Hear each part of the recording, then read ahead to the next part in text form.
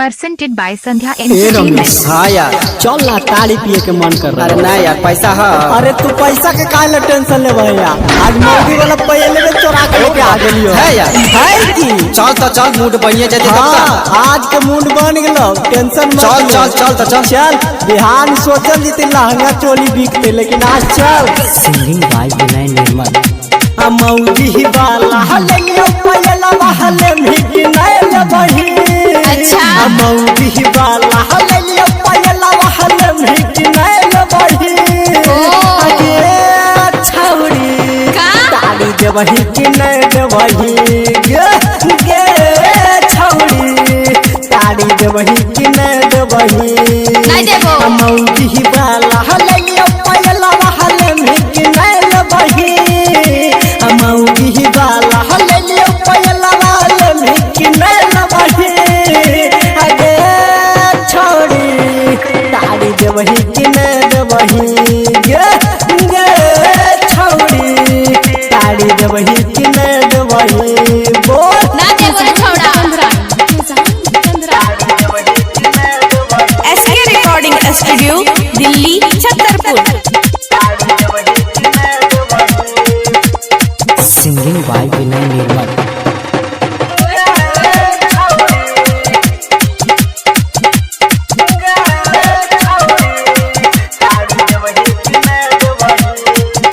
अभी सुन रही है संध्या एंटरटेनमेंट की शानदार प्रस्तुति। गहला के हाथ छौड़ी लैली औ चोरा के महनी ले तू बात दे तड़िया पिला दे गे जा का बोले गहला के हाथ छौड़ी लैली औ चोरा के महनी ले तू बात दे तड़िया पिला गे अहियौला भदवा लिखदबा भदवा मिट नैल बही अच्छा अहियौला भदवा लिखदबा भदवा मिट नैल बही अगे छौड़ी ताड़ी देवही कि नहीं देवही नहीं देबो छौड़ी ताड़ी देवही कि नहीं देवही नहीं देबो। SK recording studio Delhi Chhatarpur.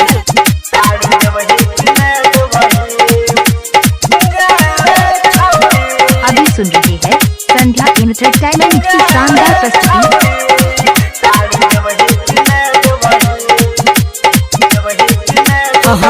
निरमल बिनय के तू बुझल हम जबूरी राइटर राजेश के भागावे है जानी दूरी सताले अच्छा निरमल बिनय के तू बुझल हम जबूरी रमेश मधुबनिया के भागवे है जानी दूरी अमानिल बतिया थोड़ा देबो कटिया भले तू जेल भेजभी अमानिल बतिया थोड़ा देबो कटिया भले तू जेल भेजभी गे छौड़ी ताड़ी देवही कि नहीं देवही गे छौड़ी ताड़ी देवही कि नहीं देवही पिला देने तो लवनी तवनी फोड़ देबो होश में आ जाओ चल पिलाओ। ठीक है लवनी मत फोड़िए ले पीले।